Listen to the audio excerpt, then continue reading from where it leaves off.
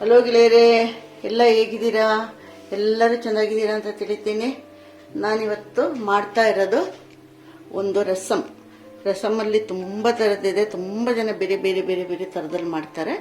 ಒಂದು 4 table spoon ಕಡಲೆಬೇಳೆ, 4 table spoon ಉದ್ದಿನಬೇಳೆ, ಒಂದು 4 ಟೇಬಲ್ ಸ್ಪೂನು ಮೆಣಸು, ಕಪ್ಪು ಮೆಣಸು, ಆಮೇಲೆ ಕರಿಬೇವು, ಆಮೇಲೆ 2 ಟೇಬಲ್ ಸ್ಪೂನು ಜೀರಿಗೆ, ಮತ್ತು ಒಂದು ಚಿಕ್ಕ ತುಂಡು ದಾಲ್ಚಿನ್ನಿ, 5 ಲವಂಗ ಹಾಕಿದ್ದೀನಿ. ಇದು ಹುರ್ಕೊಂತೀನಿ. ಅದ್ರ ಜೊತೆಗೆ 40 ಮೆಣಸಿನ್ಕಾಯಿ ಹಾಕೊಂಡಿದ್ದೀನಿ. ನೋಡಿ, ಬ್ಯಾಡಿಗೆ ಮತ್ತು ಇದು ಗುಂಟೂರು 2 ಸೇರಿಬಿಟ್ಟು 40 ಮೆಣಸಿನ್ಕಾಯಿ ಅದನ್ನು ತೊಳ್ಕೊತೀನಿ. ಅದಕ್ಕೋಸ್ಕರ ನಾನು ಬೇರೆ ಇಟ್ಟಿದ್ದೀನಿ. ಆಮೇಲೆ ಹಿಂಗನ್ನು ಹಾಕ್ಬಿಟ್ಟು ನಾನು ಇದನ್ನು ರೋಸ್ಟ್ ಮಾಡ್ಕೊತೀನಿ. ಎಣ್ಣೆ ಹಾಕಲ್ಲ, ಹಂಗೇನೆ ಒಂದೊಂದನ್ನೇ ರೋಸ್ಟ್ ಮಾಡ್ಕೊತೀನಿ. ಆಮೇಲೆ ತೋರಿಸ್ತೀನಿ.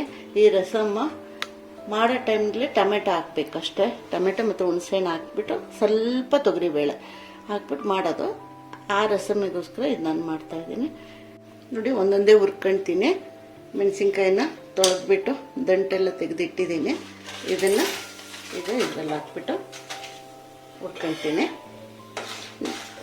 ಸ್ಲೋ ಆಗಿ ಹುರ್ಕೋಬೇಕು, ಇಲ್ಲಾಂದ್ರೆ ಬೇಗ ಕಪ್ಪಗಾಗ್ಬಿಡುತ್ತೆ, ಒಳಗಡೆ ಹುರಿದಿರಲ್ಲ.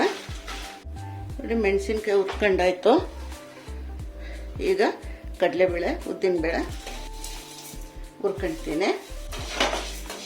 ಎಣ್ಣೆಯನ್ನು ಹಾಕ್ಬೇಕಂತೆಲ್ಲ, ಹಂಗೆ ಬಾಣಲೆಯಲ್ಲೇ ಎಲ್ಲದೂ ರೋಸ್ಟ್ ಮಾಡ್ಕೊಂಡ್ರೆ ಸಾಕು. ನೋಡಿ, ಮೆಣಸು ಹಾಕ್ಕೊಳ್ತೀನಿ. ಮೆಣಸು ಜೊತೆಗೆ ಆ ಚಕ್ಕೆ 2 ಲವಂಗ ಇಟ್ಕೊಂಡಿರೋದು ಅದು ಹಾಕ್ತೀನಿ. ಅದನ್ನೆಲ್ಲದೂ ಲೋ ಫ್ಲೇಮಲ್ಲೇ ಹುರ್ಕೋಬೇಕು, ಕಪ್ಪಾಗಬಾರ್ದು. ಜೀರಿಗೆ ಬೇಗ ಆಗೋದ್ರಿಂದ ಜೀರಿಗೆ ಆಮೇಲೆ ಹಾಕ್ತೀನಿ. ಇದರಲ್ಲೇ ಕರಿಬೇವು ಹಾಕ್ಬಿಡ್ತೀನಿ. ಚಕ್ಕೆ ಲವಂಗ ಎಲ್ಲ ಕಂಪಲ್ಸರಿ ಏನಲ್ಲ, ಬೇಕಾದ್ರೆ ಹಾಕಿ. ಯಾಕೆಂದರೆ ನಾನು ಯಾವಾಗ ಸಾಂಬಾರಿಗೂ ಚೂರು ಹಾಕ್ತೀನಿ, ಯಾಕೆಂದರೆ ಅದೊಂಥರ ಗಮ್ಮನ್ನುತ್ತೆ ಅದರಿಂದ. ಯಾಕೆಂದರೆ ಇದೇನು ಗರಂ ಮಸಾಲ ಕರಿ ಅಲ್ಲ, ಅದರಿಂದ ಹಾಕ್ಬೇಕಂತ ಏನಿಲ್ಲ. ನೋಡಿ, ಹುರ್ಕೊಂಡಿದ್ದೀನಿ. ಈ ಜೀರಿಗೆನೂ ಹಾಕ್ತೀನಿ. ಈ ರಸಮ್ಗೆ ನಾವು ಬೆಳ್ಳುಳ್ಳಿ ಎಲ್ಲ ಹಾಕೋಕ್ಕಿಲ್ಲ, ಟೊಮೆಟೊ ರಸಮ್ ಇದು. ಅದಕ್ಕೋಸ್ಕರ ಜೀರಿಗೆ ಮೆಣಸು ಸ್ವಲ್ಪ ಜಾಸ್ತಿ ಹಾಕಿದ್ದೀನಿ. ಜೀರಿಗೆ ಬೇಗ ಕಪ್ಪಾಗುತ್ತೆ, ಅದಕ್ಕೆ 2 ನಿಮಿಷದಲ್ಲಿ ನಾನು ಆಫ್ ಮಾಡ್ತೀನಿ. ಮೆಣಸಿನ್ಕಾಯಿನೂ ಹುರ್ಕೊಂಡಿದ್ದೀನಿ. ಈಗ ಇದನ್ನೆಲ್ಲದನ್ನು ಸೇರಿಸ್ಬಿಟ್ಟು ನಾನೀಗ ಪುಡಿ ಮಾಡ್ಕೊತೀನಿ. ಪುಡಿ ಮಾಡುವಾಗ ತೋರಿಸ್ತೀನಿ. ಇದರಲ್ಲೇ ನಾನು ಹಿಂಗು ಹಾಕ್ತೀನಿ. ಹಿಂಗುವೆ 1 ಟೇಬಲ್ ಸ್ಪೂನ್ ಅಷ್ಟು ಹಾಕೊಂಡ್ರೆ ಸಾಕು. ಗಟ್ಟಿ ಹಿಂಗಿದ್ರೆ ದಪ್ಪದ್ದು ಕಲ್ ಥರ ಇರುತ್ತಲ್ಲ, ಆ ಹಿಂಗಿದ್ರೆ ಅದು ಹಾಕಿ. ನನ್ನ ಹತ್ರ ಪುಡಿ ಹಿಂಗಾಗಿದ್ರಿಂದ ಸ್ವಲ್ಪ ಇದಕ್ಕೆ ಹಾಕ್ಕೊಳ್ತೀನಿ. ಆಮೇಲೆ ರಸಮ್ ಮಾಡೋ ಟೈಮ್ನಲ್ಲೂ ಒಗ್ಗರಣೆಗೆ ಹಾಕ್ಕೊಳ್ತೀನಿ. ಇಷ್ಟನ್ನು ಹುರ್ಕೊಂಡಾಯ್ತು. ಈಗ ಇದರಲ್ಲೇ ಆ ಮೆಣಸಿನ್ಕಾಯಿನ ಹಾಕ್ಕೊಂಡು ಇನ್ನೊಂದು ಸರ್ತಿ ಸ್ವಲ್ಪ ಬಿಸಿ ಮಾಡ್ಕೊಂಡು ಆಮೇಲೆ ಪುಡಿ ಮಾಡ್ತೀನಿ.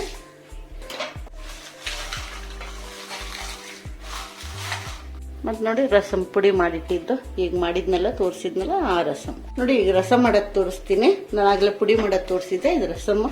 ಟೊಮೆಟೊ 3 ದೊಡ್ಡ ಟೊಮೆಟೊ ಹಾಕೊಂಡಿದ್ದೀನಿ. ಹುಣಸೆ ಹಣ್ಣು 1 ನಿಂಬೆಹಣ್ಣಿನಷ್ಟು ತೊಳೆದು ಬಿಟ್ಟಿದ್ರಲ್ಲಿ ಇಟ್ಟಿದ್ದೀನಿ. ಇದೆಲ್ಲದೂ ಒಟ್ಟಿಗೆ ಬೇಯಿಸ್ಕೊಳ್ತೀನಿ. ಅದಕ್ಕೊಂದು ಚಿಕ್ಕ ತುಂಡು ಬೆಲ್ಲ, ಉಪ್ಪು, ಮೇಲೆ ಹಾಕಕ್ಕೆ ಕೊತ್ತಂಬರಿ ಸೊಪ್ಪು, ತೊಗರಿಬೇಳೆ ಬೇಯಿಸ್ಕೊಳ್ಳೋಕ್ಕೆ. ಒಗ್ಗರಣೆಗೆ ಕರಿಬೇವು, ಒಣಮೆಣಸಿನ್ಕಾಯಿ, ಸಾಸಿವೆ, ಮೆಂತೆ ಬೇಕಾದ್ರೆ ನೀವು ಪುಡಿ ಮಾಡುವಾಗಲೂ ಹುರ್ಕೊಂಡು ಹಾಕೋಬೋದು. ಇದು ಒಗ್ಗರಣೆಗೆ ಹಾಕಿದ್ರೆ ಗಮ್ಮ ಅನ್ನಿಸುತ್ತೆ ಅಂತ ನಾನು ಒಗ್ಗರಣೆಗೆ ಹಾಕೋದು. ಸ್ವಲ್ಪ ಹಿಂಗು, ಆಮೇಲೆ ರಸಮ್ಮನ್ನು ತುಪ್ಪದಲ್ಲಿ ಒಗ್ಗರಣೆ ಹಾಕ್ತೀನಿ. ಬೇಳೆ ತೊಳೆದಿದ್ದೀನಿ, ಬೇಳೆ ಹಾಕ್ತಾಯಿದ್ದೀನಿ.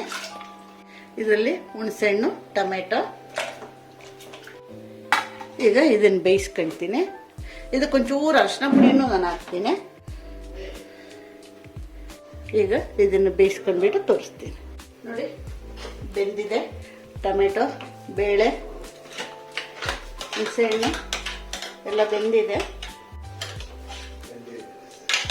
ನಾನು ಬೇಳೆ ಬೇಯುವಾಗ ಉಕ್ಕಿ ಬರುತ್ತೆ ಅಂತ ನಾನು ಅದರಲ್ಲಿ 1 ಸ್ಪೂನ್ ಹಾಕಿದ್ದೆ. ಆ ಸ್ಪೂನ್ ತೆಗಿಯೋಕ್ಕೆ ಎಷ್ಟು ಕಷ್ಟಪಟ್ಟೆ, ಬರ್ತಾ ಇರಲಿಲ್ಲ ಸ್ಪೂನು. ಬಿಸಿ ಬಿಸಿ ಇರೋದ್ರಿಂದ ಮುಟ್ಟಕ್ಕೂ ಆಗಲ್ಲ. ನೋಡಿ, ರಸಮ್ ಬೇಳೆ ಮತ್ತು ಟೊಮೆಟೊ ಹಾಕಿದ್ದು ಅದು ಬೆಂದ ಮೇಲೆ ನಾನು ಮ್ಯಾಶ್ ಮಾಡ್ಕೊಂಡಿದ್ದೀನಿ. ನೋಡಿ, ಅದಕ್ಕೊಂದು ಚಿಕ್ಕ ಹುಲ್ಲ ಹಾಕ್ತಾಯಿದ್ದೀನಿ, ಒಂದು ಚಿಕ್ಕ ತುಂಡು.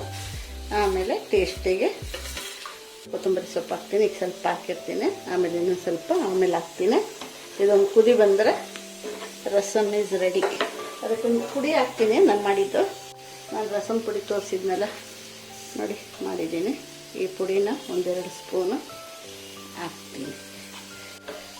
ಕುದಿ ಬಂದು ಒಗ್ಗರಣೆ ಹಾಕಿದರೆ ಆಯಿತು. ಎಲ್ಲರಿಗೂ ಇಷ್ಟ ಆಗುತ್ತೆ ಅಂತ ತಿಳಿತೀನಿ. ಮಾಡಿ ರಸಮ್ ಪುಡಿನೂ ಮಾಡಿ, ರಸಮ್ಮ ಮಾಡಿ ಮಾಡಿದ್ಮೇಲೆ ಸಬ್ಸ್ಕ್ರೈಬ್ ಮಾಡಿ, ಲೈಕ್ ಮಾಡಿ, ಶೇರ್ ಮಾಡಿ, ತಿಂದೆಲ್ಲ ನೋಡಿದ ಮೇಲೆ ಕಮೆಂಟ್ಸ್ ಮಾಡಿ. ನೋಡಿ ತುಪ್ಪ ಹಾಕ್ತೀನಿ 2 ಸ್ಪೂನು. ರಸಮ್ಗೆ ಒಗ್ಗರಣೆ ಹಾಕ್ತಾ ಇರೋದು. ಸಾಸಿವೆ ಮತ್ತು ಮೆಂತ್ಯ ಅಂತ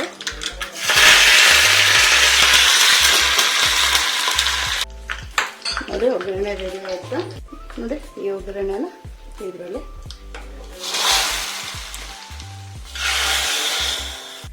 ರಸಮ್ ಆಗಿದೆ. ಎಲ್ಲರಿಗೂ ಇಷ್ಟ ಆಗುತ್ತೆ ಅಂತ ತಿಳಿತೀನಿ. ಎಲ್ಲರೂ ಸಬ್ಸ್ಕ್ರೈಬ್ ಮಾಡಿ.